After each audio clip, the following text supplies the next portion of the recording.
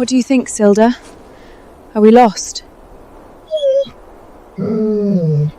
So guys, we're not even halfway through 2026, and just take a look at all of the amazing progress we've had with AI image and video in just a short matter of time. We've now got Seedance 2.0 and a new entrant that looks to be about 2 weeks away, Alibaba's new Happy Horse 1.0, that looks like it may actually overtake Seedance 2.0. Kind of crazy when you think about it. But the most important thing to come out of all of these updates is the precision that you can now achieve with character consistency. And again, guys, I've mentioned this multiple times. All we're doing is taking what worked in traditional filmmaking, which means you have to have an actor or an actress that looks the same in every scene, even if you're doing animation, and we're just taking all of those concepts and transferring them over to AI. There's also this concept that I discussed in my AI Cinematographer's Playbook about how it is very important that you get your audience to suspend disbelief, because again, that's what works in traditional filmmaking. Like, we know that there's no gigantic lizard stomping through cities, but you yourself, when you're searching for entertainment, when you're just trying to escape from the real world for a little bit, you know that what you're watching is a production, it's not real, but you're willing to suspend disbelief in order to enjoy what you're watching. But when it comes to AI and you're working with consistent characters, these subtle changes in your characters, what we call drift, that would start to pull a person watching what you're doing out of that suspension of disbelief, because their brain is constantly saying, hey, something is different, something is weird about this. I think I'm going to go watch something better produced. But thankfully, the tools keep advancing so quickly that we are literally only months away from being able to match any Hollywood big budget production nearly one-to-one. And with all of that said, in this video, I'm going to show you how to actually start the process of creating your AI narrative film. And we're going to be using Seedance 2.0 as well as Higgsfield's Cinema Studio 3.0 to help you begin the process of creating pristine, believable AI short films to not only help you begin to grow your audience, but to also potentially put you on the path to actually making income with what you're doing. Because who out there wouldn't want to wake up every morning from the location of your choice, whether that be Bali or the Bahamas, roll out of your bed, roll over to your laptop, and being able to do what you love full time. So with that said, let's get right into the video. Hey guys, quick production note. So after I recorded this video yesterday, later that day, Higgsfield released their Cinema Studio 3.5. As far as I could tell so far, it's just a cosmetic change, so it's going to look a bit different from what's going on in this current video, but it still has all the same presets. And again, this is the same stuff, it's just a different cosmetic look. And then they're also saying AI director. I've not yet determined exactly what that is. And actually, what looks to still be different is that Cinema Studio 3.0 has the multi-shot option, which is what I'm discussing in this video, but it appears that Cinema Studio 3.5 does not have the multi-shot option. So in order to be able to pull off everything that I'm talking about in this video, just make sure that you come here and select Studio Cinema 3.5, and you'll be able to pull off the technique that I discuss in this video when we get to that part. Let's continue on. Okay guys, so again, we're going to be using Seedance 2.0. It is currently the best model on the market, hands down, in terms of coherence, in terms of how cinematic the scenes actually look right out of the box. And we're going to be using Seedance 2.0 via Higgsfield AI because they have a wrapper on this thing that allows you to upload realistic faces, which you currently can't do with the raw ByteDance Seedance 2.0 API. Higgsfield also has a bunch of built-in tools that allows this process to go a lot faster. It allows you to pretty much go from script to screen without really having to do too much. But we'll get into that in just a minute. Now, obviously, the first thing you're going to need for your AI short film is a character. And what I'm going to do is click on this image tab, and I'm just going to click on the top level. And what you'll see right here are a lot of images that I've generated in the past. And what I want to call out is that I've already created a consistent character, the one that you saw in the demo. So in this video, we're not going to spend too much time on actually creating the character because that could take a lot of time. People want to get too fancy. They want to have this and that. And really, we want to just get you up and running with this so that you can make all of those fine tunes later. here. And what you want to do is just find an image of a full body AI character that you have already. This particular character I created in Higgsfield sometime last year, and your preference would be to have an image to where the background is solid. This helps the AI get less confused when you start giving it commands to where you're just taking this image and telling it to place it in different scenes. And if I think about it, if I don't forget, I'll give you a simple prompt that you can take over to someplace like Midjourney or whatever you're using, and it will give you a full body shot as well as a muted background to start visualizing your consistent characters. Now, once you have your character, the next thing we're going to do is create a character reference sheet using an app that's already built into Higgsfield AI. So what I'm going to do is I'm going to click on this apps tab, and if you see right here, they have something called shots. 9 unique shots from one image, and we're going to click into this. And as you can see, you can use this tool to get multiple angles and views of your character with just one reference image. And what you could do is select which scenes you actually want to keep, and you can upscale those shots and use them in your scenes. But I'm going to show you something that's much faster and much simpler. So again, what you want to do is when you come to this apps tab, I just deleted the image that was up there a minute ago that you saw. This is what it's going to look like, and what you're going to do is click upload image. All you have to do is have one reference image, and you want to make sure again that it's a full body image. Now when you click upload, Higgsfield is going to want you to pull this off of your hard drive. There currently isn't a way to just go through your library and pull these in, so that's also another good time to go ahead and upscale your image to 4K because you want to have the best quality image to use for this process. Now back to what I was saying about how easy this can be. When you perform this process, it's going to generate a grid for you. This is what the grid looks like, and actually what you can notice is that I used an image with an aspect ratio of 2:3, and this process still worked out fine. In fact, probably your best bet when you're creating your consistent characters is to use a 2:9 aspect ratio, because more often than not, that aspect ratio is going to give you a full body shot when you ask for it in the prompt. 16:9 works as well, but again, you just want to make sure you have the AI character visibly shown from head to toe as your reference image before you perform this process. But anyway, you get this grid, right? What I'm going to do is go over to images, and I'm actually going to show you that the grid is right here in my history tab under images. The other great thing about this, the quality is already at 4K. And what we're going to be doing with this character sheet basically is we're going to use this as the reference image for Seedream 2.0 as well as Higgsfield Cinema 3.0 when we get to that. But what I do want to also mention is this. I would avoid any close-up shots like this because that ends up showing up in the generations. I probably have already shown you an example of some of the videos I created with this consistent character, and it's a good cutaway shot. I mean, it's not bad, but it showed up multiple times as I was generating these scenes.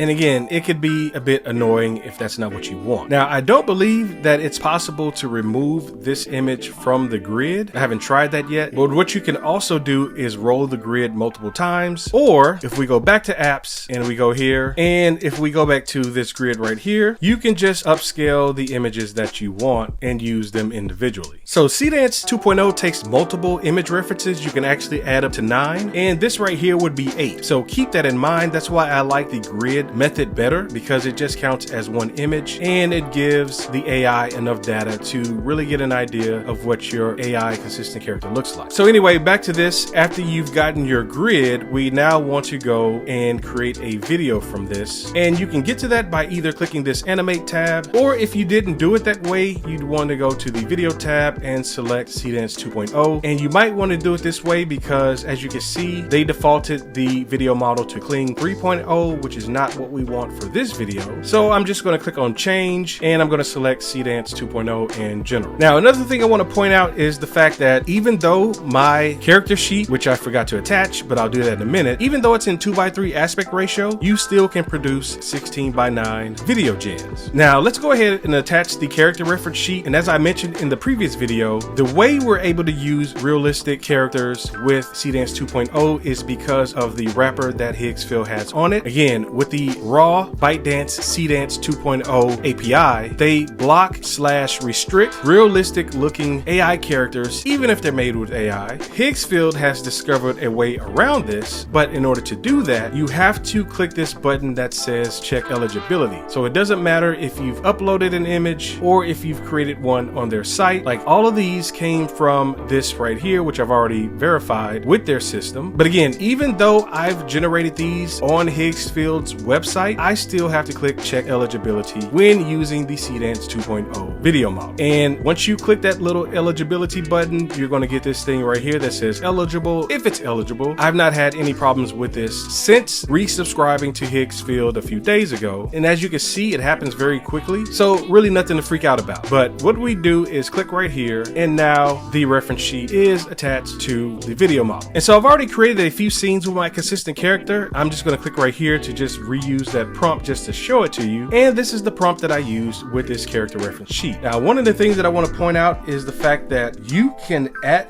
the reference sheet just to keep the model from getting confused. I mean, it'll probably still work if you forget to do that, but the much cleaner way is to say something like refer to the attached character reference sheet, and then we'll hit the @sign, and again, this is the reference sheet attached, and that pulls that in like that. You'll see that I also say in the prompt to select various scenes from the reference sheet to create a cinematic multi-shot sequence of the woman walking through a fantasy village. I also say various settings, and I use the term various settings because I want the AI to imagine the scenes for me. When I show you the CS3 version, the Cinema Studio 3.0 version, we do use other reference images, which allows you to have a lot more control over the scenes themselves. But again, I'm just giving you a way to get some ideas, get something out there that you're not really going to have to put too much thought into. I mean, you still want to make sure that what you're getting and what you're putting out there is not sloppy. But as I've shown you, all it takes is for this to get it right once, and then you've got something that you can work with, because the examples that I showed you, I didn't do any editing to them. Well, except the 9:16 version, there was something at the very end of the scene that I took into Final Cut Pro and just chopped it right off, and you couldn't tell the difference. But if that happened in the middle, yeah, I would have had to do some editing in order for that to work. Now, in order to generate this, you want to make sure that you have the sound on, because that's how we're going to get that fantasy solo harp music score, and it's going to maybe even pick up any footsteps or any other ambient sounds that may make sense for the scene. And it's been my experience that 15 seconds has been the sweet spot for this. Now, currently, Higgsfield has a special going on to where you can get unlimited Seedance 2.0 for 7 days after you sign up. And again, if you're planning to check out Higgsfield AI, be sure to use our partner link in the description below this video. It's no extra cost to you, but it definitely helps this channel out, especially with using money to test things out, to show you guys what's working and what's not. But anyway, if you sign up, if it's still available, you get 7 days unlimited Seedance 2.0. But the problem is, as you can see right here, it says change to 720p 8 seconds for unlimited. So if I click that and then I click unlimited mode, you'd be able to do that. But the 8-second gens that I've tried doing this process, they were not good. So again, regardless of the fact that it was unlimited, it was just better to use your credits to generate the 15-second version. Now, I've already run this a couple of times, and if I haven't shown you one of those versions already, I'll show you how it turned out right now.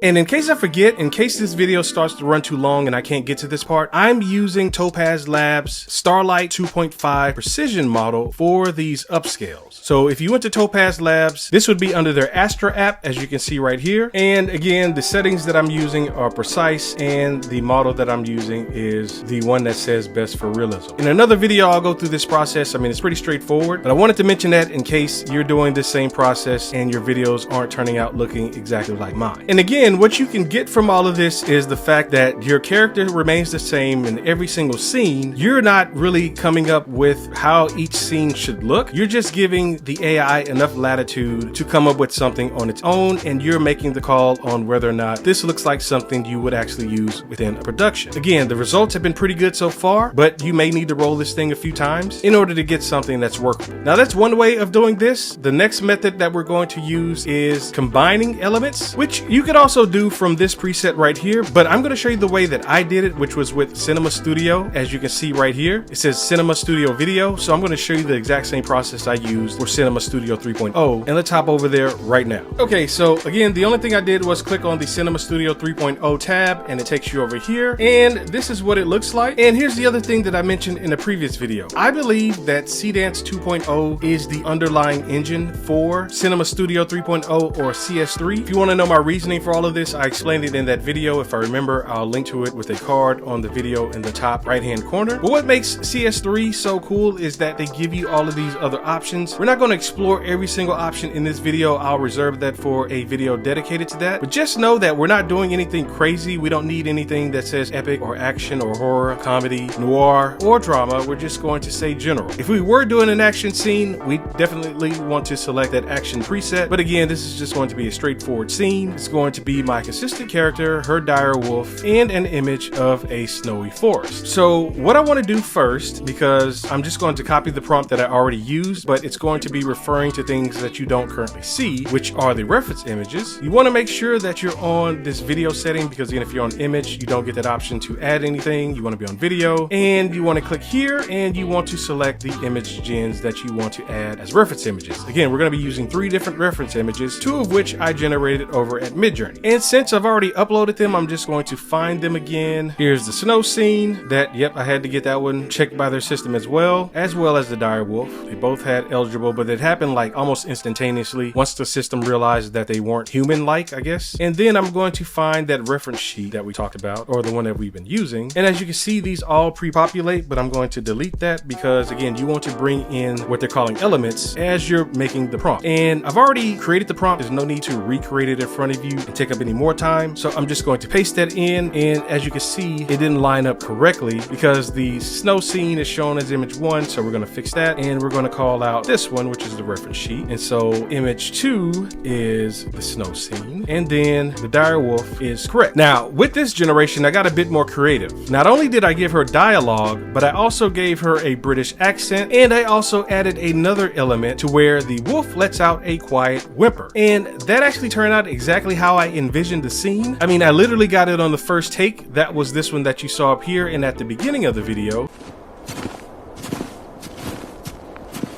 What do you think, Silda? Are we lost?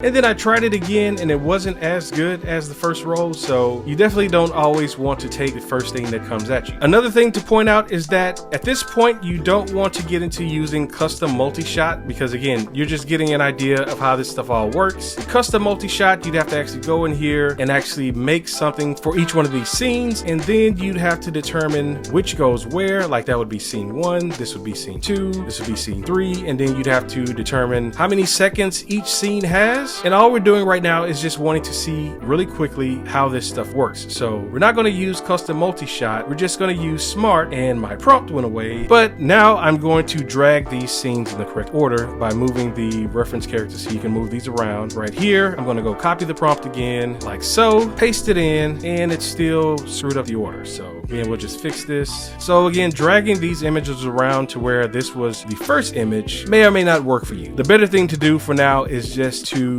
add the images in the order that you're going to be calling them out. I hope that makes sense. And then the only thing left to do is to make sure that you have the audio turned on, especially if you're generating dialogue. You can set here how many batches or how many videos you want to generate. You can do this up to 4. You absolutely want to make sure that you have the aspect ratio set to 16:9. As of this video, the highest quality for Seedance 2.0 is 720. And again, we want to have this set for 15 seconds. And in my testing with custom multi-shot, you're only able to do this up to 12 seconds. So just keep that in mind. You can do 15 seconds with the smart shot control, which is what we're using. But if you go to custom multi-shot, you're limited to just 12 seconds. And then from there, all you do is hit generate and just wait until you can see what comes out on the other end. And that's basically it, guys. The other tip I'll give you is that if you're going to use Higgsfield AI, on the home page, you can come to this section right here and click on view all of Seedance 2.0. And they've got a lot of videos that they've made themselves. And these videos also include the prompts. So this is something else that you can explore on your own. Obviously, you're going to need your own character to use for the scenes, but it also gives you an idea of what you can do do with your own productions. So what are you guys' thoughts about this process? Again, all we did was take a reference image, use that reference image to create a character sheet or a reference sheet, and then we were able to quickly get an idea of how our AI character can be seamlessly blended into an AI narrative short film and look consistent from scene to scene, all while not having to spend a lot of time on generating a bunch of other reference images. Let me know your thoughts in the comments below this video. And again, if you're planning to check out Higgsfield AI and you want to help the channel out at no extra cost to you, then be sure that when you sign up to use our partner link in the description below this video. Thanks in advance. So again, future videos will get more into this tool because I'm pretty sure a lot of you would be interested in learning how you can extend your scenes, all while keeping everything consistent, including how your consistent character sounds. So be sure that you are subscribed to the channel, because once you subscribe to the channel, it not only lets YouTube know that you enjoy videos like this, but that you want to be alerted in the future when we release the next one. So once again, my name is Paul Adonis Maximus. Thanks for checking out this video. Please join me in the next one.